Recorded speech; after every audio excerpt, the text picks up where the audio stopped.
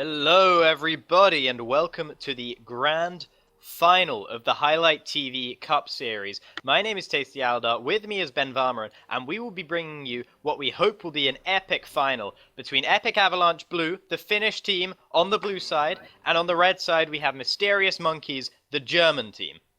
Yes, it is going to be such an amazing series. I am sure both teams have shown that they know how to play together as a team and make some great plays that ultimately made sure that they came into the grand final. But the pick and bans are already happening, so let's just jump straight into it.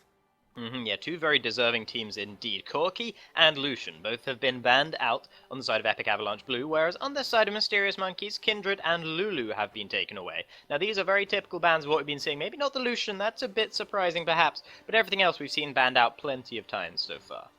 Yes, and the Lucian being banned for the side of Crikey is obviously his most played champion in solo queue, so taking that away is obviously a good idea, so that you may have a chance of seeing Crikey tilt a little bit now that he won't get his comfortable champion. Oh, okay, so two very interesting moves there. Shen was the last ban from the Mysterious Monkeys. I'm sure they just saw what Don Corleone did on that Shen, and they do not want to have that happen to them. And speaking of Don Corleone, he's picked up Nidalee away from Lord Zanny, who've been seen playing that Nidalee before, and that will be going on towards Trollerdog. Yeah, definitely good to pick up that Nidalee now that Kindred have been taken away from the table. I mean, we haven't seen any Graves pickups here in the Highlight TV Cup Series, so they don't want to go for Graves. Then Nidalee is the second best early game jungler you can possibly get when Kindred is gone. Yep. Braum is currently the hover on the side of the Mysterious Monkeys, and I would like to see Braum. I think he is the strongest support in the game right now. Perhaps Alistar is up there with him, although I believe that Braum is the strongest. It has been locked in, and Lee Sin is Lord Zanny's response to having his Nidalee taken away. Yeah, definitely just pick up the Braum, because Braum is really one of the strongest supports. He brings everything to the table. He allows you to tower dive. He brings stun and CC to the table, and especially Lee Sin is a good pickup as well, because he is an early game jungler. He doesn't bring anything special to the table like a Nidalee, a Kindred, and Elise, for example, maybe Graves, but he's able to get the job done. And Lord Zanny's most played champion is that Lee Sin, so we know that he definitely knows how to play that early game king. Yeah, absolutely. Waiting for Epic Avalanche Blue to decide who their last two picks are going to be, and it looks like it's going to be the Poppy and the Morgana. I don't mean their last two picks, by the way. They obviously have two more. Their current two picks, though, are the Poppy, which will be going to probably the top lane, and Morgana, who will almost certainly be the support pickup for that side. And Morgana is a good support for dealing with Braum because of the Black Shield that will remove all of the CC that could possibly come out from Braum. So it's a good pickup in that sense. And with Poppy also being locked in, it's actually, I think it's one of the first times we've seen Poppy come out here in the Highlight TV Cup Series, which is a bit surprising because Poppy is such a strong top lane champion. She just brings CC to the table, she brings damage to the table, and she can be such a big split push threat. So I'm a bit surprised this is the first time we're seeing it. Well, I think we have seen it maybe once before, and it's been banned out quite a lot of times as well. Gangplank for Broken Blade. Now, we've seen him on that Gangplank before, and boy did he perform. So I'm excited to see whether he can live up to that once again in this game. And Ezreal, also the lock-in, that'll be going over to Crikey in the bottom lane, unless we're seeing some mid lane Ezreal, which I doubt we're seeing. We haven't been seeing that for quite a while now. It would be a little bit interesting. Probably not going to be the mid lane as well. The only times that I'm seeing the mid lane as well is whenever I'm casting the Go for Lols and Overpower is playing an AP Ezreal in the mid lane. He's really the only one that plays that Ezreal, so it is most likely going to be in the AD carry role. Something we did see a little bit off in the first day of the Highlight TV Cup Series, but we didn't see it that much in the day 2, just because Ezreal isn't the best AD carry anymore. And now the AD carry, who's not usually the best AD carry, is Draven, so it's going to be hovered over instead. Going over to the Jhin for MB now. Jhin certainly brings a lot of power with the zone control, the sheer amount of zone control you can get from his ultimate, the Curtain Call. Very strong champion only in that regard, and he doesn't even need that to be the strongest. And actually, I said Gangplank would be going over to Broken Blade. It's not. Abby's going to be taking that one to the middle lane, and Broken Blade will be on the Kayle in the top side. The other lock-in that did come through was the Azir as well for Rakowano, so he'll be running that in the middle lane against the Gangplank. Now I imagine Gangplank will have a fairly tough time of that in the early levels, that matchup, but as it goes on it should get easier for Abby there, and Broken Blade can actually play both Gangplank and Kayle. We've seen him play both of those champions so far this tournament, and his Kayle, it was good, it wasn't great, but it was certainly good, and it seemed to have potential to be even better than it was, and he definitely prefers this Kayle to a lot of other picks. We've seen it banned out against him before, so seeing him pick it up is not at all surprising for me. Yeah, the Kayle he played seemed a little bit lackluster. He had a lot of trouble being able to deal the necessary damage. But now he is in a composition where there is going to be a lot of mid-game oriented play because of both Gangplank and Ezreal obviously going for some Sheen items that will be completed around the mid-game. With that being said, I like the Kayle. I like to see him go for Ruinous Hurricane this time. He didn't go for it last time, which ended up costing him a little bit because he didn't get a chance to really utilize all of his attack speed. So in that sense, he weren't really able to utilize the pick 100%. Yeah, no, absolutely. We do see most of the time Kayle's going over towards the Runans to get them stacking up their Gwynsus quicker and to get the attack speed flowing, as well as a little bit of crit, which, never hurts. In the end, of course, the E does empower the auto attacks, which still can critically strike, I do believe. So, looking at the rest of the teams, once again, as has been a bit of a trend with this tournament, one team running double teleport, whereas the other team opts out of that. Rakawanos, interestingly enough, he's gone for Barrier in the middle lane against Abby. There is a fair amount of burst on the Gangplank, but I'm not sure it's enough to merit having Barrier. Yeah, I would have liked to see the double teleport. I'm a huge fan of it, but I can definitely see why Rakowano's would like to go for a barrier. I mean, there are a lot of damage on both Gangplank and Lee Sin, and you are most likely going to be a target for a lot of camping in this game now that Azir is that high risk, high reward champion, and especially Lee Sin focusing so much on the early game. It wouldn't be surprising if that barrier will come in handy around the early game, where whenever Lee Sin wants to gank, but still, a double teleport would have brought so much more pressure to your team. Yeah, and the other area where we're seeing a summoner discrepancy is the bottom lane. The supports, Unlucky Arrow, going with Exhaust and Sazed. Of course he is. He's gone for the Ignite, as we've seen him do every time we've seen him this tournament, I do believe. Well, I'd say I'd like to see. Well, I'm glad to see the Ignite being taken by Sazed, just because you are against an immobile Jhin. Of course, the Black Shield will help Jhin survive against your concussive blows, but ultimately the Ignite will still bring a lot of pressure over to Jhin. Yeah, so based on the team compositions and based on the summoner spells that you have there before you, who do you think will win this matchup between Epic Avalanche Blue on the blue side and Mysterious Monkeys on the red side? I like Epic Avalanche Blues team composition more. But with that being said, I can see the way they want to play, which is scale up with Azir in the mid lane and play around Poppy and Jhin in the early game.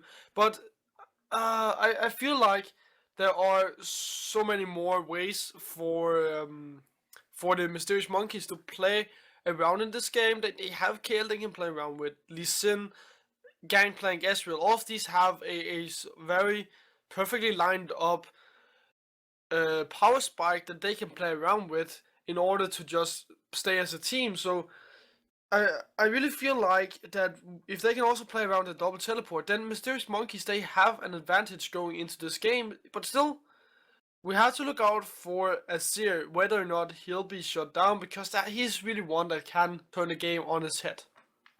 Absolutely. So here we are in the loading screen. We see the Keystone Masteries that everyone's running.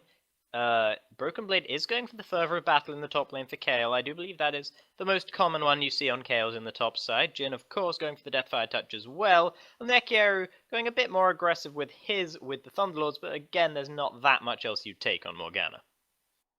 Yeah, exactly. It looks very standard, and the thing about Don Corleone now that he has strength, Undying Grasp, it means that he'll have more sustain, obviously, but still, Gale, she's not going to be poking you out anyways, so it doesn't matter too much for Broken Blade that Don Corleone have that Grasp of the Undying, just because you're there to farm, you're not there to push him out of lane and just bully your way to a victory.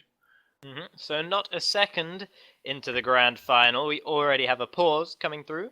Won't be a moment though, according to Broken Blade, who just says it will be 1 second. So shouldn't be too long of a pause.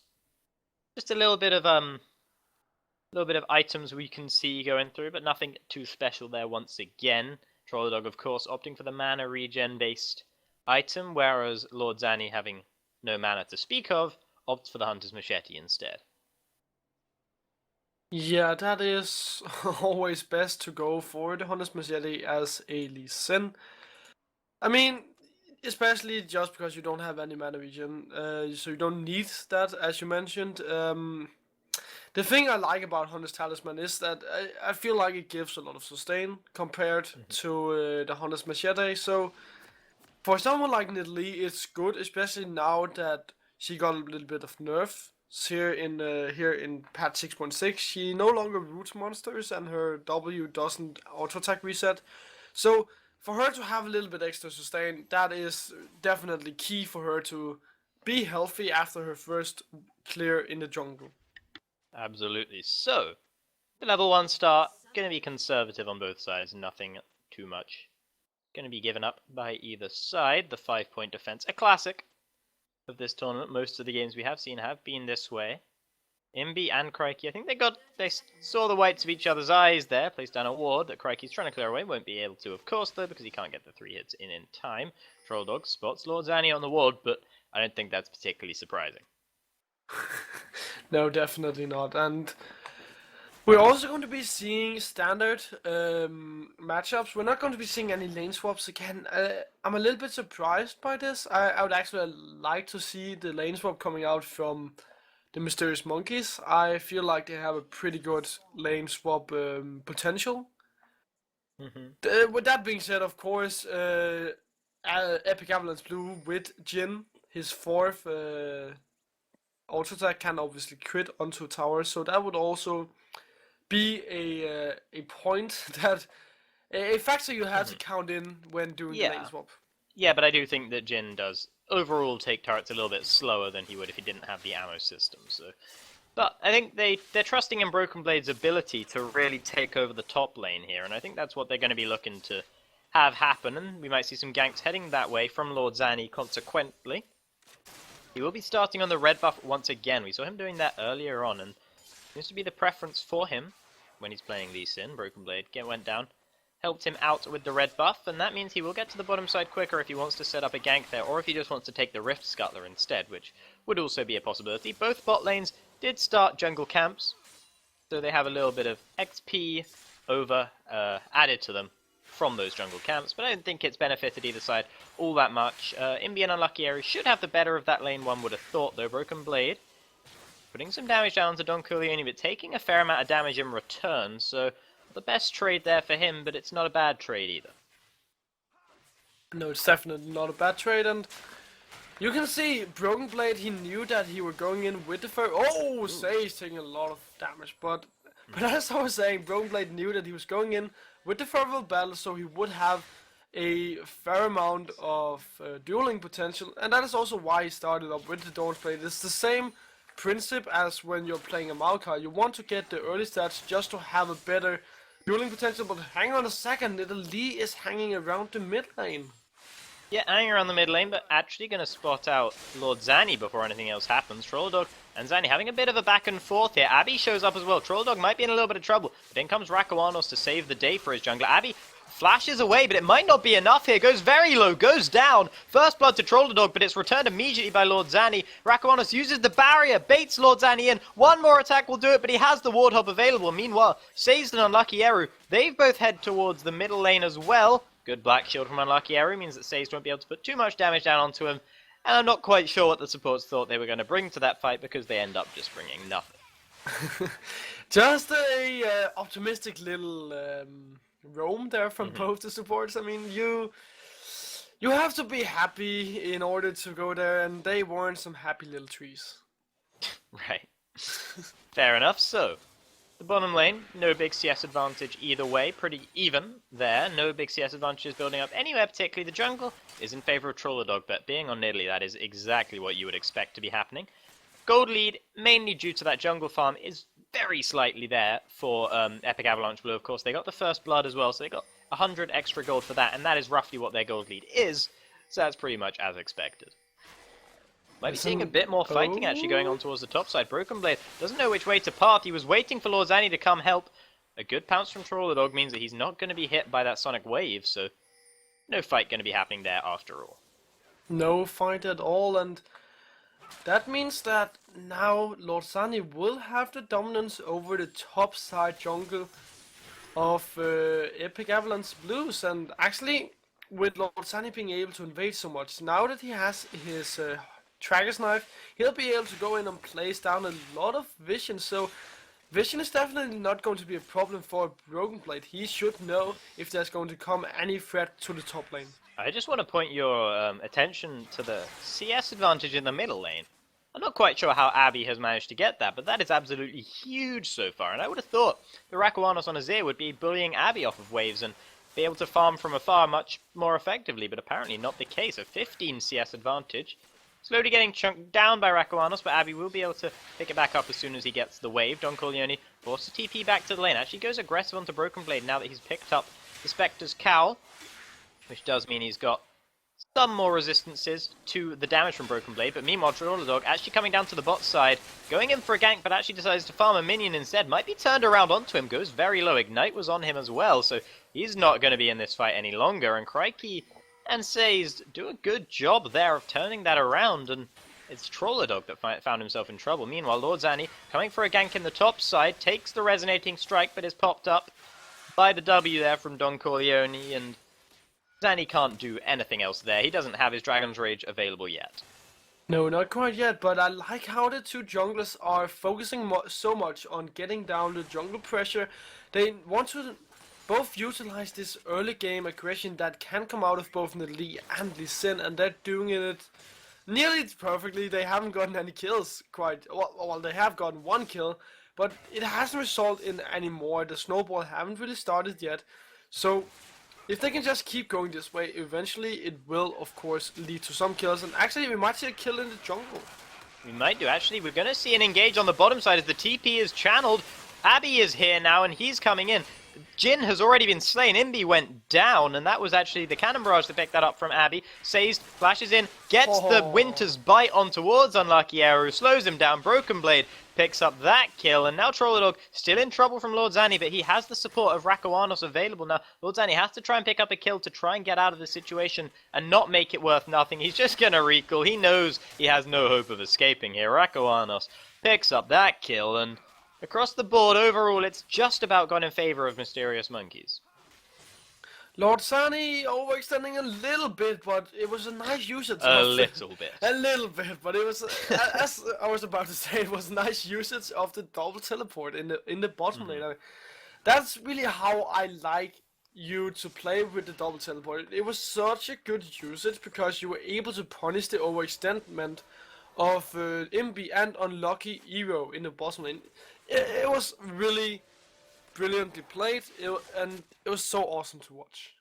Yeah, no, very, very good plays there by Mysterious Monkeys, and it has led to them having a significant gold advantage so far, about half a thousand head, maybe more like 700, but Don Corleone looks like he wants to change that as the keeper's verdict knocks up Broken Blade. In came the spear, but a beautifully timed intervention will make sure that Broken Blade keeps alive and actually turns the trade around a little bit. However, Trolladog wants the kill. Intervention no longer available, of course, and he picks that one up. Lord Zanny is there, and Trolladog, he's on the wrong side of this right now. One more auto will do it. Ward hops in, picks up the kill. Don Corleone, he's out of mana now, and I think Lord Zanny will win this fight if he manages to get on towards him. Slows him down with the crippling strike there onto Don Corleone. Abby comes along, parlays him in the face, and once again, it looked good for a moment for Epic Avalanche Blue, but Mysterious Monkeys turned it on its head.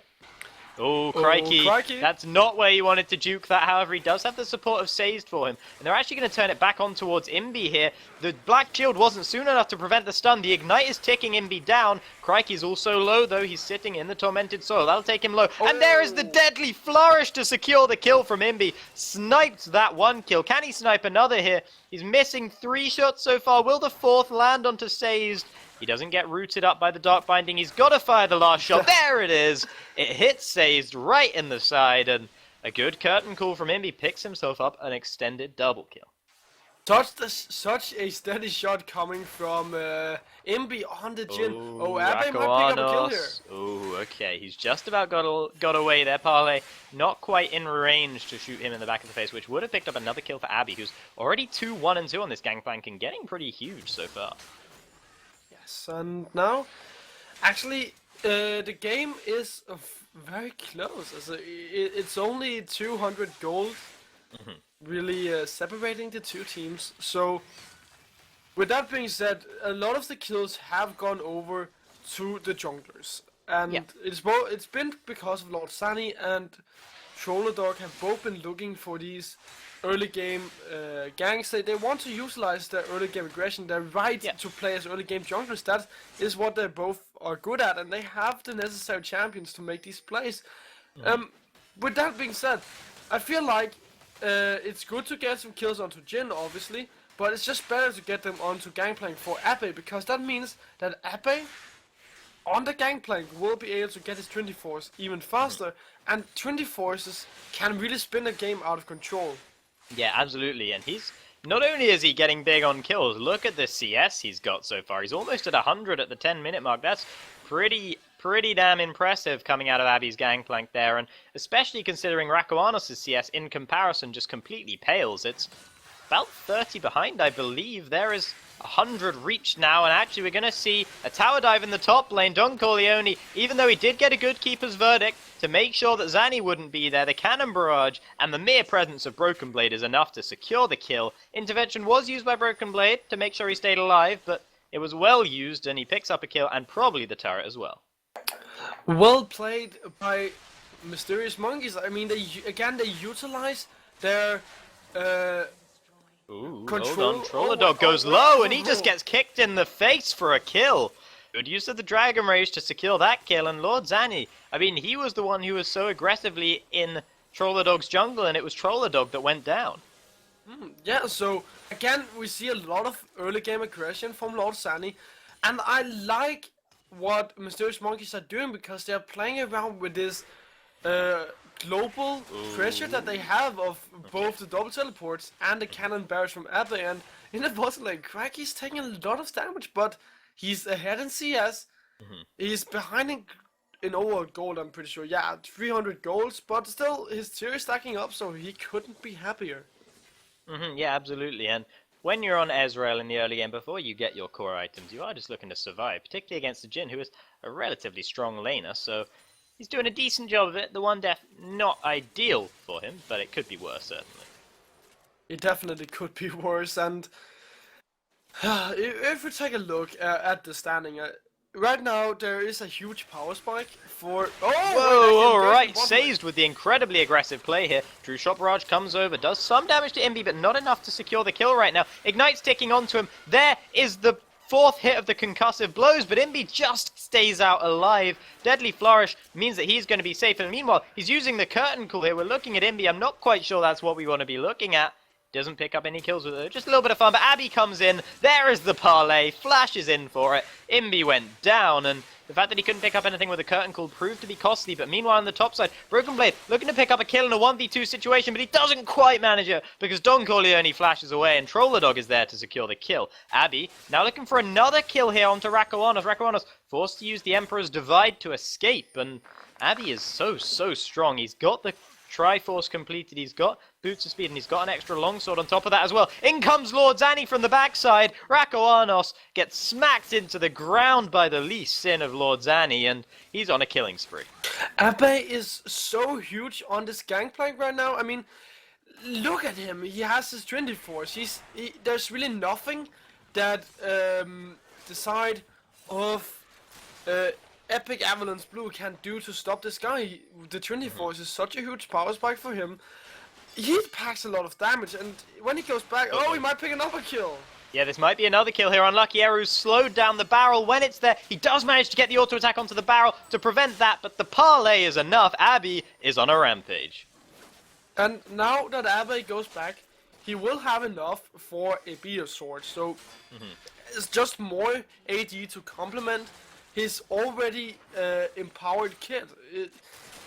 It's really looking grim for Epic Avalance to stop him, because if you focus a lot of Abbey, then Broken Blade will just get even further ahead than he is already. He's so far ahead in CS. He has 2 kills as well, and this power spike of the Nash's Tooth is so huge that they just utilize it to pick up the Rift Herald. So really, it's looking very good for Mysterious Monkeys with all these power spikes that they're able to play around with. Yeah, absolutely. Doing it pretty well so far in this early game, and a moment ago it seems it was pretty even so far when we thought it was about 5 kills apiece, but now Mysterious Monkeys have turned on the pain, they've turned up the heat, they've picked themselves up 2 towers and a bunch of kills, and they are now about 4.5k gold in the lead. Dragon was secured on the other side by Epic Avalanche, so that's a bit of a consolation for them, but still not doing so well as they could be in this early game, and certainly not doing as well as Mysterious Monkeys.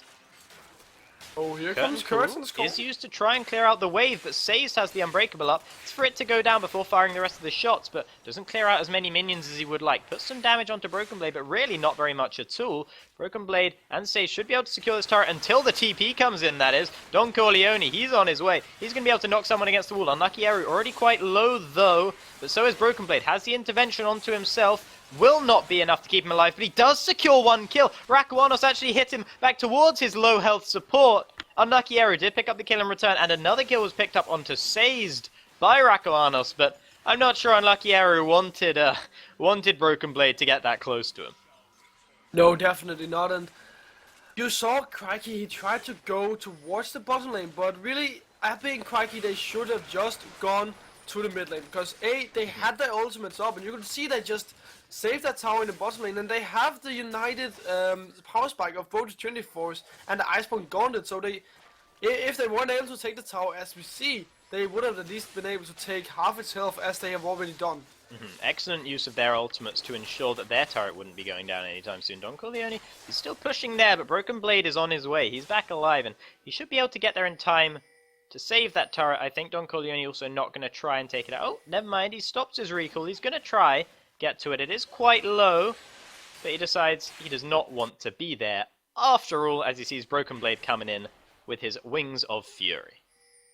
Yeah, Broken Blade is just so devastating right now. I mean, Abbe is a huge threat right now, but Broken Blade, he's just scaling harder and harder, and he doesn't even have his skin suit right now. So he can be such a pain once he gets his skin suits. He's already a pain with the Nashus, and you can see they have to send 3 members down to the bottom lane to even try and deal with him. And Abbe is going to the top side.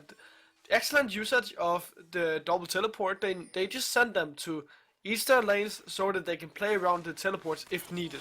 Uh-oh, Imbi might be in a lot of trouble here. Out come Sazed and Broken Blade from the brush. There is the Black Shield preventing the stun on towards him, but it might be Unlucky Eru who they turn on towards now.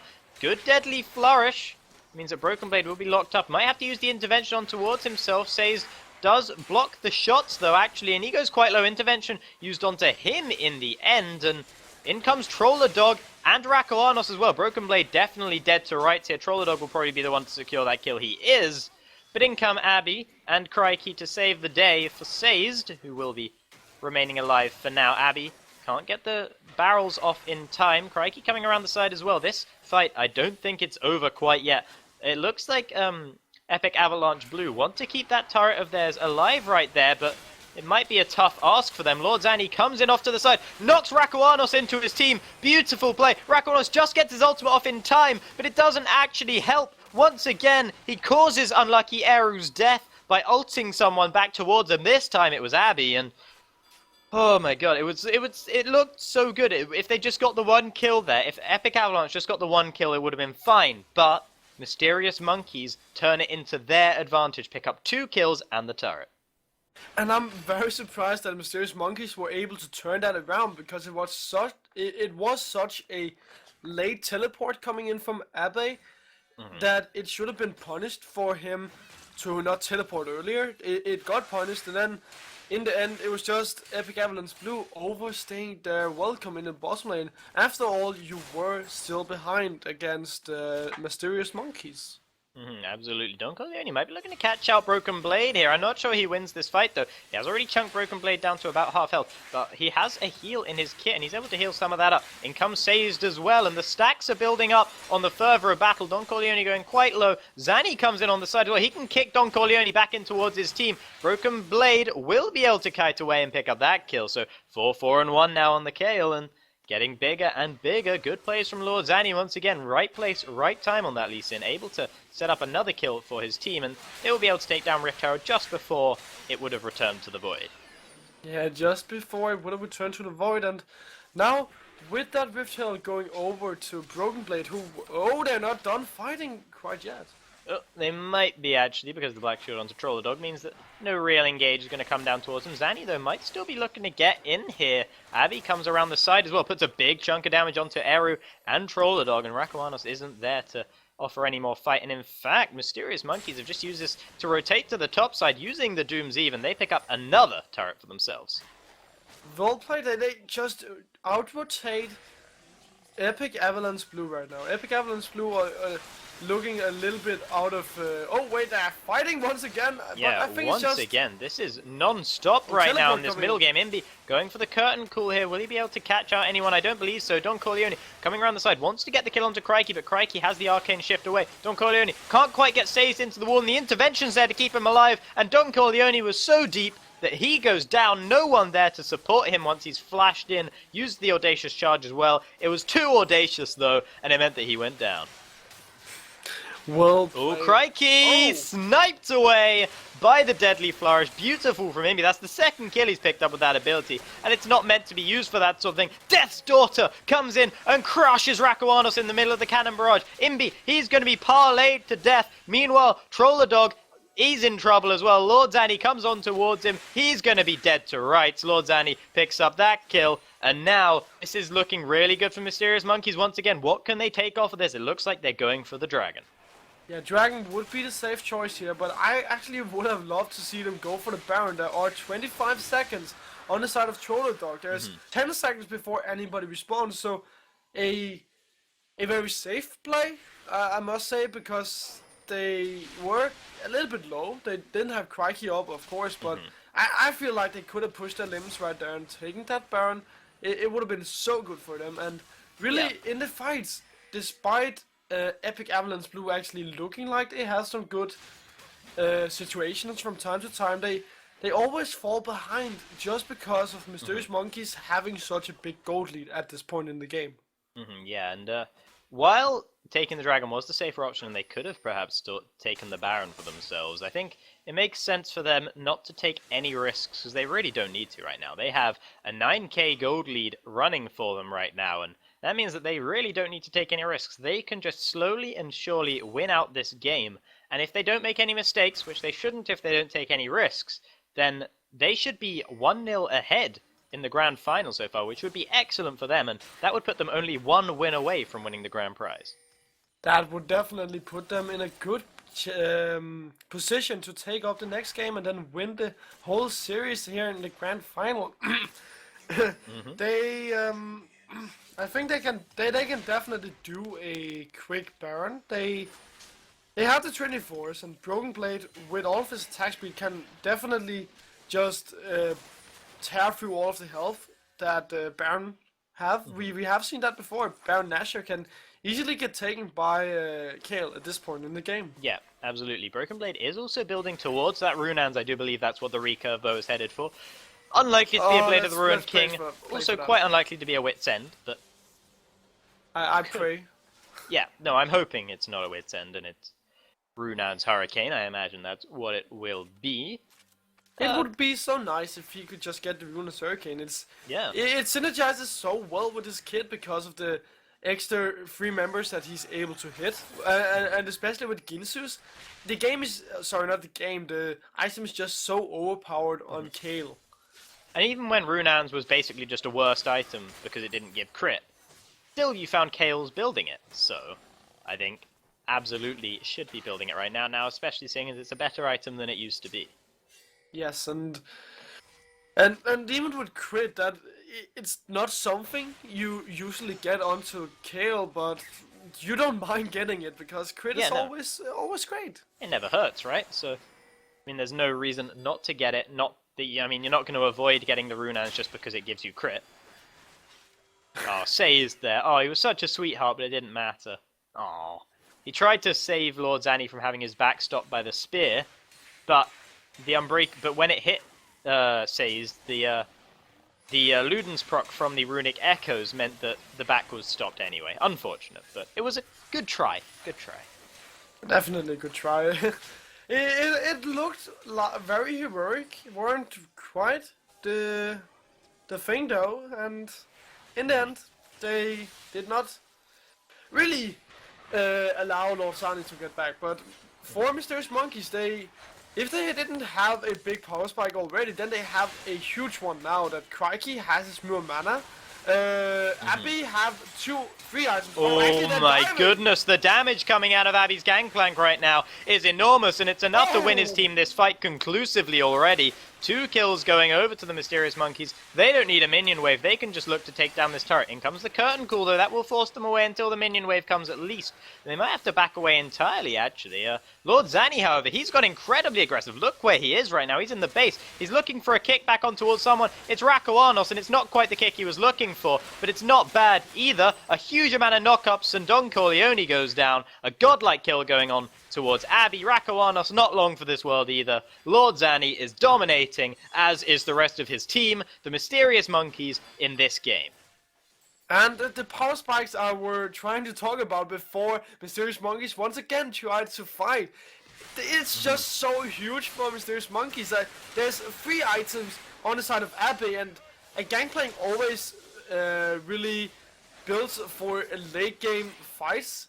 Oh wait, Crikey! Oh, Crikey gets caught out by Trolladog, but Trolladog found himself in a bad place. He does go down. The barrels, as well as the wax on the back from Broken Blade, secure the kill for Mysterious Monkeys and make sure Crikey's attempt to juke doesn't go unpunished for Trolladog's over-aggression.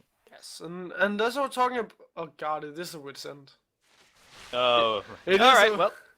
It's a Wit's End. Okay. You know what? I'm sure Broken Blade has more KL experience with me than me, rather. I'll allow it. Yeah.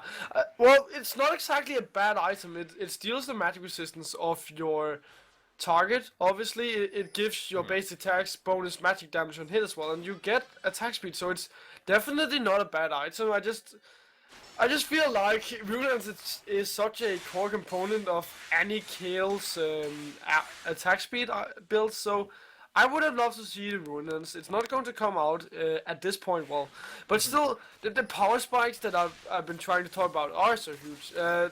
Really, Gangplank is that late game monster now. Yeah. Ezreal has his Blade Ruined King and his Muir Mana, and we just talked about Broken Blade. Everybody on the side of Mysterious Monkeys have been brought into this late game, and them being here in the late game, and we're only 30 minutes into the game, it's so bad for the side of Epic Avalance Blue because they cannot deal with this late game scaling that are on the side of Mysterious Monkeys. And they can't contest the dragon either. That's another free one going down. Over in the favour of Mysterious Monkeys, and they're looking for another engage perhaps here in the middle lane. Broken Blade is off on the bottom side though, so he'd probably want to be a part of any fight. He might actually look to pick his own fight with Don Corleone, who he's already taken to below half health. Doesn't keep going for the turret dive though this time, but a lot of damage came out of him. Crikey once again shows his inability to juke as he gets caught out by the Dark Binding and actually goes down to the Tormented Soil in the end, but a huge amount of burst damage came through from the Spear and from the Curtain Call from Imbi. Good plays there by Unlucky Eru to land that Dark Binding. We've seen him in the last game before this one as well, being a very good Morgana. Meanwhile, on the bottom side, Broken Blade and Don Corleone having a bit of a scrap there. Unlucky Eru, in the meantime, has gone incredibly low, just as I was singing his praises. Does get out alive, though. Broken Blade going for the turret dive. He has the intervention available. He's just going to try and 1v1 the turret instead, and he does. So he doesn't even have to use his ultimate in the end, but Don Corleone did escape, only burning his flash. In comes a teleport, actually. I'm not sure why... Oh, no, okay. Trolladog was on his way to the bot side, so Broken Blade decided he would teleport out for a faster recall and did manage to escape in the end. You had to do that if you wanted to get away. And as much as intervention is a good item, it would have taken far too long for Broken Blade to burst through this the health on the side of Trolladog. Yeah. So the scale... the stacking of the attack speed would have taken far too long, so it's just good to use the teleport, and you still have a teleport up on the side of Abe, so it doesn't hurt you too much as long as Broken Blade stays with the team.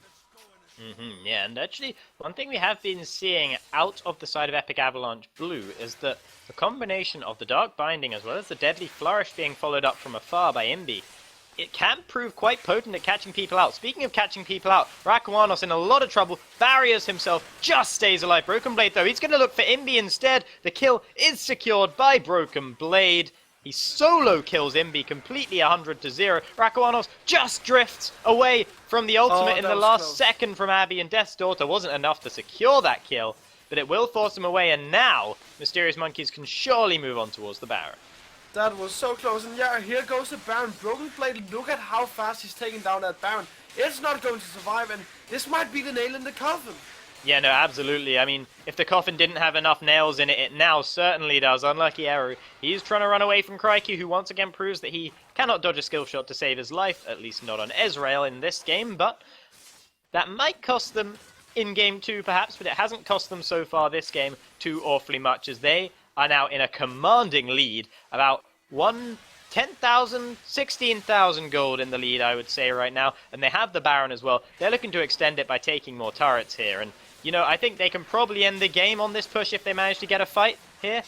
I'm not sure they'll be able to get one though. Crikey is chunked to about half health once again. In comes the ultimate from Sazed, but it doesn't actually clip on towards anyone. Rakuano stabbing them off towards the side, and this fight actually looks pretty good for Epic Avalanche. Sazed already gone down to Don Corleone. Curtain Call on towards Crikey, who's being stabbed by soldiers the whole time. Don Corleone though goes incredibly low, and Broken Blade can't quite secure the kill, but his damage is absolutely enormous. Inhibitor does go down in the end, so that's good for Mysterious Monkeys, and they will take that and they will back off. Well, if you want to finish this game... Oh wait, a TP coming in, sorry. Cut you off because there's a TP coming in from Don Corleone. Crikey, no mana, has to flash over the wall, but I'm not sure that's going to be enough to keep him alive. Tries to turn it on towards Rakuanos, it's close, but Rakuanos has the kill there for him. Abby, he's going to return the kill onto Don Corleone though, and he might be able to keep going here. Zanny's come in as well. Rakuanos tries to get him away with the Emperor's Divide, but he flashes over, has the kick, kicks him in the face through the Black Shield, doesn't matter. Meanwhile, Imbi completely caught out by Broken Blade, who solo kills him for the second time in a row. This is looking excellent for Mysterious Monkeys. Can they end it right now? Huge death time is remaining on Don Corleone, on Rakuanos, on Imbi, and it looks like they're going to be ending this game. The surrender vote comes through for Epic Avalanche. They know it was over. Mysterious Monkeys take the first game of the Highlight TV Cup Series Grand Final in dominating style. Dominating style indeed. They just played so very well, and look at Abe and Lorsani. They had such a good score. I've been part of a lot of the kills and only died one time, so they just really played this game so perfectly. They really played around the early game as well, and they got to a point where they were scaling so incredible well. There was really no way for Epic Avalance Blue to come back of this, and Yeah. in the end, it was such a dominating performance by Mysterious Monkeys. Yeah, Mysterious Monkeys showing that they are a force to be reckoned with. And we will see if they're able to put in such a good performance as they did this game in Game 2. Don't go anywhere, because we'll be back very soon to bring you Game 2 of the final of the Highlight TV Cup series.